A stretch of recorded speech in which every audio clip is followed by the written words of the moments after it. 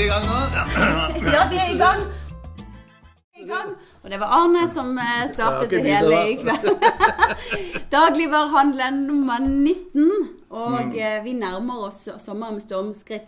Men du, vi må ta en liten oppsummering på hvordan det gikk med, for eksempel I salget 17. mai og pinsehelgen. Ja, det vet vi jo ikke helt sikkert, fordi de tallene som rapporteres inn fra butikkene, de går til AC Nilsen, og det en ganske møysommelig prosess. Men alle vi har snakket med har I hvert fall sagt at salget har vært helt upåklagelig. Vi fikk jo godværet som en bombe 17. mai og I pinsen, og salget har rust av gårde både på is og på andre ting. Ja.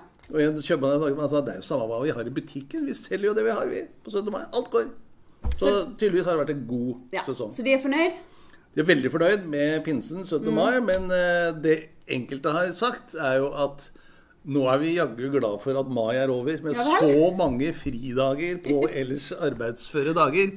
Og det å få logistikken, vareplasseringen opp, bemanningen I orden, med så mye hele dagen, det har vært et sant slit, og hippura nå det over.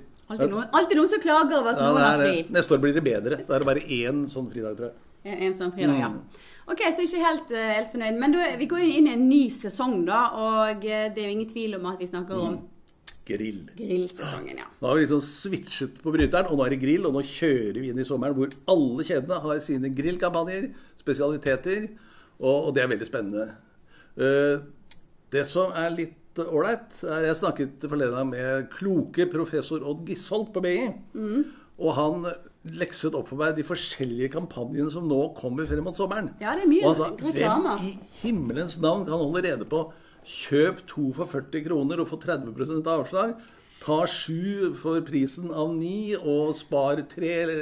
Altså, det så mange kampanjer med så mange elementer at dette helt bortkastet, og folk går seg bort. Bruk pengene I butikk, sørg for at det varetrykk på grillvarer, gi råd og tips, drill betjeningen, bruk pengene der. Det det som lønner seg. Ja, men det frister litt også noen av de reklamene, altså. Jeg skal I hvert fall prøve å grille en melon I sommer. Det kan I hvert fall melon? Ja! Ja, for det rir på million av dager. Ja, det går en reklame nå. Det går en millionreklame, skal jeg til å si, en millionreklame. Men du, jeg var jo og kikket I avisen I dag, og det noen andre ting det sesong for tydeligvis også. Det litt sånn... Mye sånn alkohol, det alkoholsesong, mye forskjellige smaker. Nå fikk vi jo nettopp vin I butikk også. Men vi trenger ikke snakke så mye om alkohol selvfølgelig, men vi kan jo det jo det som heter smakstilsatte alkoholholdige leskedrikker. Den offisielle betegnelsen. Og det betyr I praksis sider, og det vi før kalte rusbrus. Nå det sidersesong særlig. Sidersesong. Og det har vi et fyldig, virkelig fyldig minitema om. Ja, dere har det. Ikke noe for meg da, men leskedrikk kan jeg ta. Nei, du kan bare fordel vente noen måneder, tror jeg, ja. Ta det neste år. Men du, barmen, kjendiskokken, lureri står det på forsiden I dag. Ja. Han litt forbannet, han står her med kniv. Han vanligvis en verdens hyggeligste mann, jeg kjenner han heldigvis ganske godt.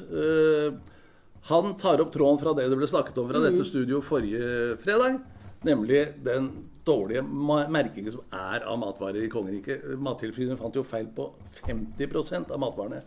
Og barmen, som har sin yrkesstolthet og vel så det, han sier at dette lurer her, det skal vi ikke ha, det må dere få slutt på.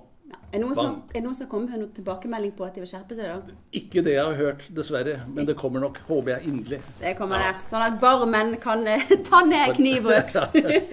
Du, til slutt I dag synes jeg vi skal ta opp dette her med Coca-Cola. Jeg var og så I butikken I dag at det var kommet navn, 150 mest populære norske navnene.